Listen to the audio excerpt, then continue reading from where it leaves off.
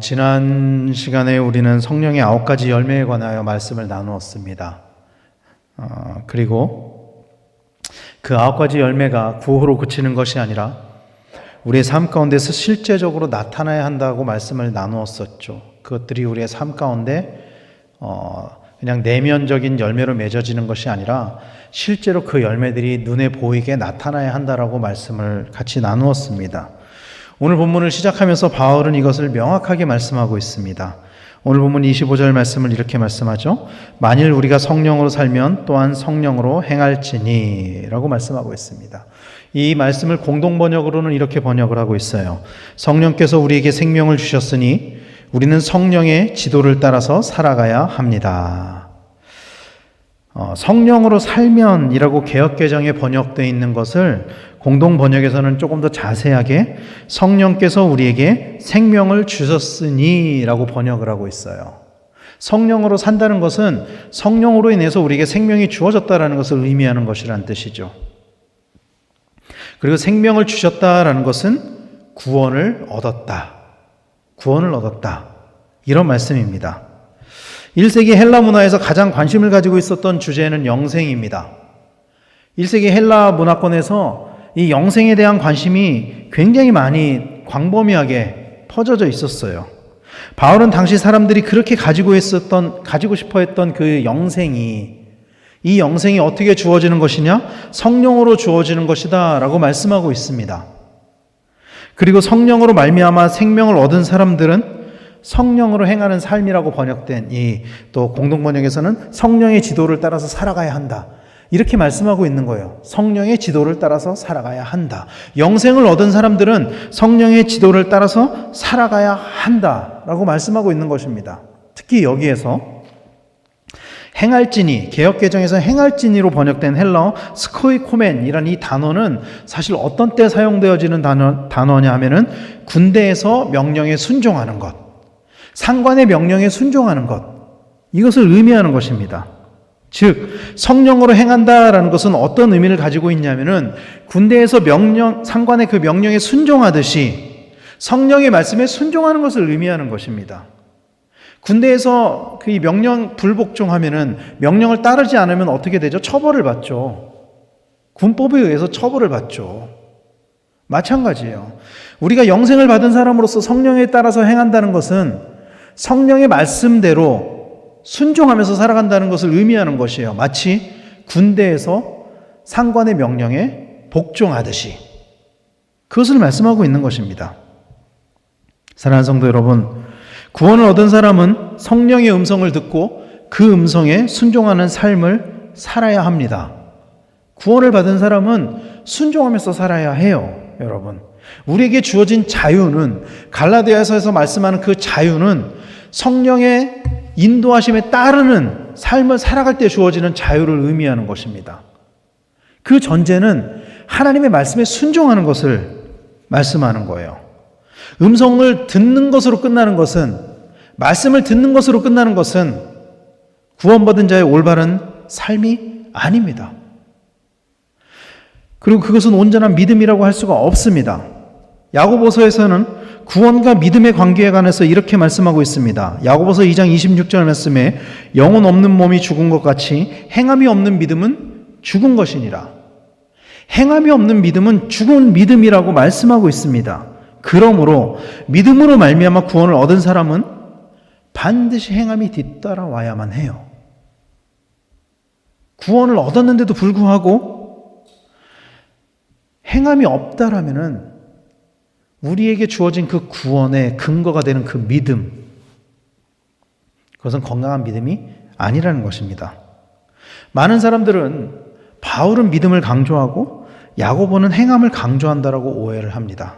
그러나 바울도 행함을 강조합니다, 여러분. 오늘 본문에서 바울이 이 성령의 9가지 열매가 우리의 삶 가운데 행함으로 나타나야 한다. 말씀대로 살아야 된다. 순종하며 살아야 된다라고 말씀하고 있죠. 또 야고보도 믿음을 강조했어요. 오늘 본문에서 바울은 성령의 사람이 성령의 명령에 행해야 한다라고 선언하고 있습니다. 행함을 강조하고 있는 것이죠. 믿음과 행함이 조화롭게 어우러질 때 비로소 온전한 구원이 우리에게 주어지는 것이다. 믿으시기를 바랍니다. 그러므로 행함을 가지는 성도님들이 되시기를 간절히 소망합니다. 여러분, 교회에서 신앙생활을 하는 건 너무나도 중요합니다.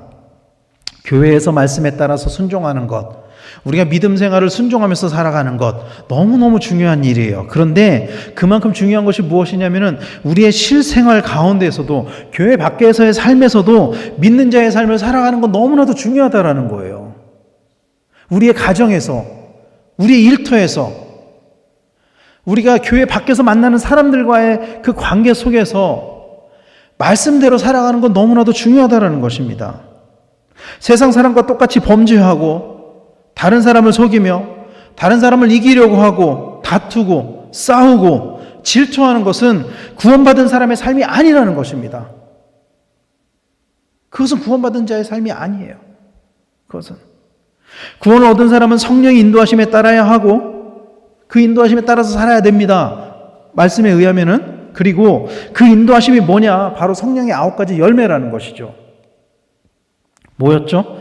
갈라디아서 5장 22절 23절 말씀에 오직 성령의 열매는 사랑과 희락과 화평과 오래 참음과 자비와 양성과 충성과 온유와 절제니 이 같은 것을 금지할 법이 없느니라. 바로 이것이 구원받은 사람의 삶의 방향이고 지표인 거예요. 구원받은 사람이 어떻게 살아야 되느냐? 이 성령의 열매가 우리의 삶 가운데 나타나도록 살아야 한다라는 거예요.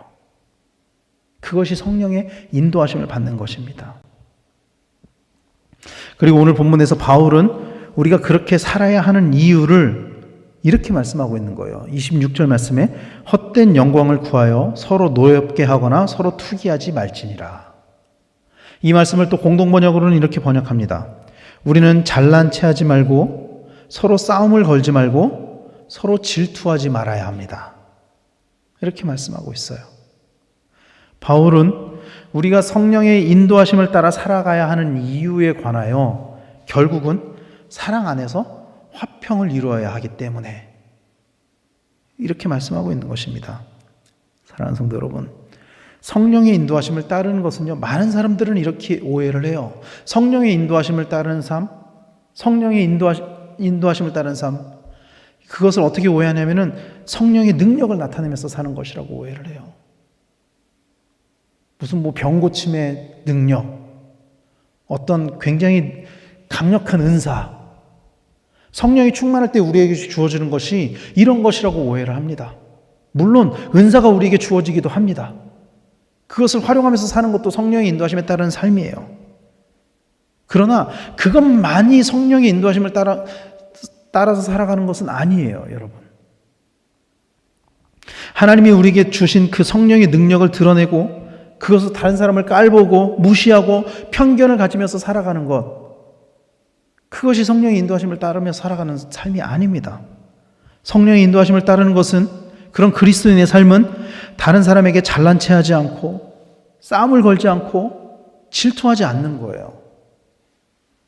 왜냐하면 성령은 분열의 영이 아니기 때문입니다. 성령은 화합의 영이기 때문이에요.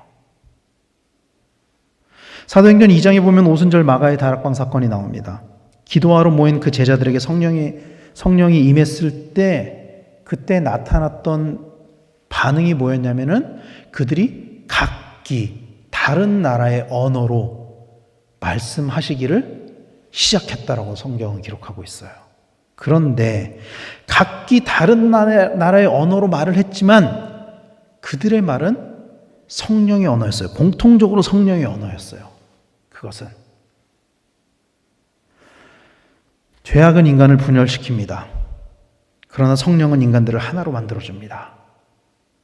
그래서 성령의 인도하심을 따르는 사람들은 관계를 분열시키는 것이 아니에요. 그런 삶은 성령의 인도하심에 따르는 것이 아니에요.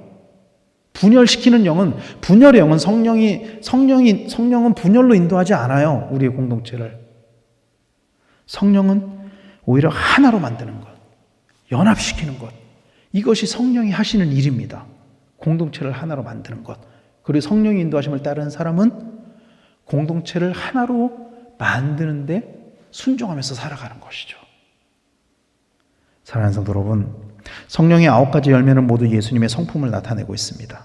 그리고 그것이 우리에게 열매가 맺혀지면 우리에게 그 열매가 나타나는 것이 어떤 변화가 나타나냐면 다른 사람을 바라보는 우리의 시선이 바뀌어요. 그리고 다른 사람을 바라보는 우리의 태도가 바뀝니다.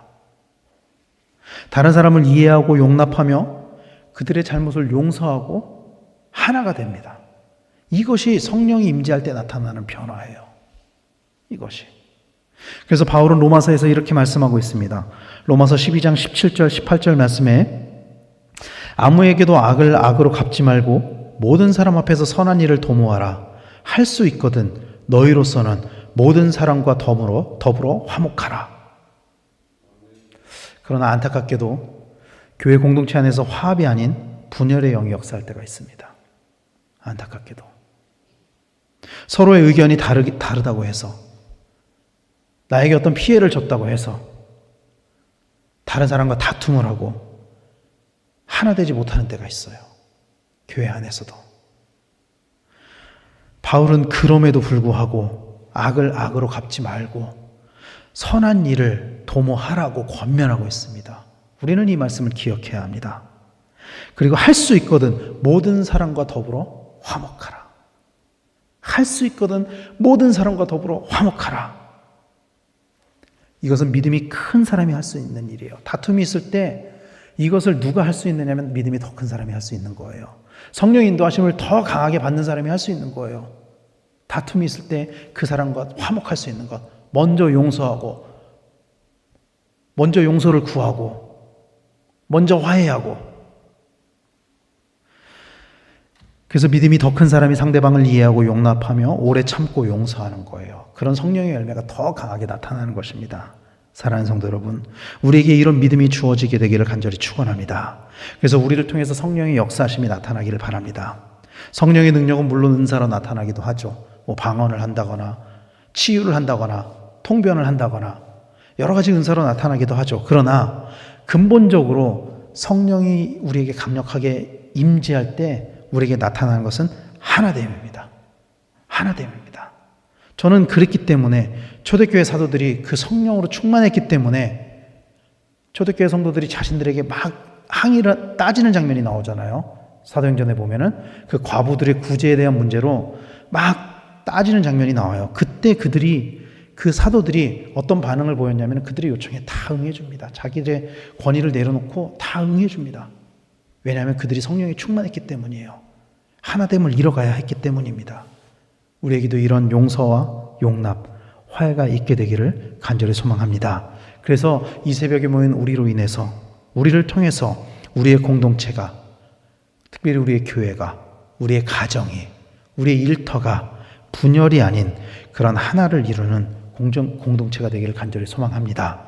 이런 성령의 열매가 우리 삶 가운데 구체적으로 나타나서 우리의 삶의 주변이, 우리의 환경이, 우리의 공동체가 변화되는 그런 역사가 우리 가운데 날마다 나타나게 되기를 예수 그리스도로 간절히 축원합니다. 기도하겠습니다.